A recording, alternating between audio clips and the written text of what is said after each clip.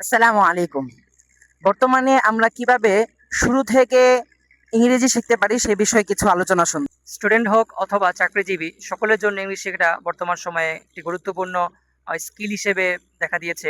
আমরা জানি আমাদের চাকরিতে যে অবস্থানে আছি সেখান থেকে আরো ডেভেলপ করার জন্য ইংলিশ শেখার কোনো বিকল্প নেই। একই সাথে কোনো স্টুডেন্ট যদি তার একাডেমিক ক্যারিয়ারকে ভালো করতে চায় অথবা তার ফিউচারকে আরো ডেভেলপ করতে চায়, সেক্ষেত্রে কিন্তু ইংলিশের কোনো বিকল্প নেই। তো ইংলিশ শেখা এবং চর্চা করা এটা নিয়ে আমরা অনেকেই কনফিউশনে থাকি।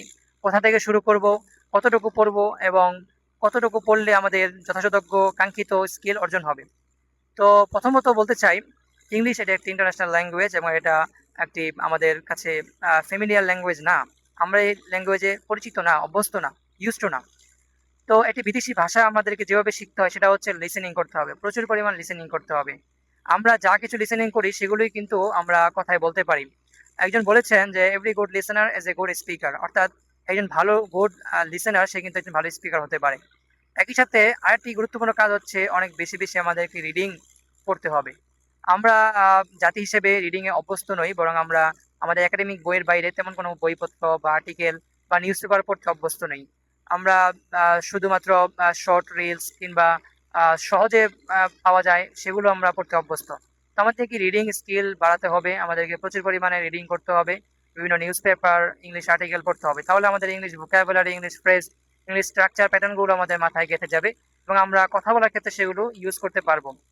আর সর্বশেষ এবং গুরুত্বপূর্ণ একটা বিষয় হচ্ছে প্র্যাকটিস করতে হবে।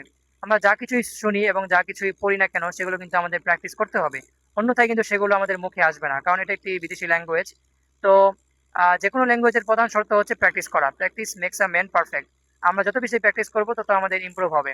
So we can start practice, we can learn English from beginner to advanced, and we have to practice a lot every single day, in the morning, in the evening, then we will be able to achieve our ultimate goals. So এটা ছিল আমাদের English বিষয়ে গুরুত্বপূর্ণ তথ্য। আমরা এই বিষয়গুলো যদি ফলো করি তাহলে ইনশাল্লাহ আমরা ইংলিশ শিখতে খুবই সহজ ইংলিশ শিখতে পারবো ইনশাল্লাহ।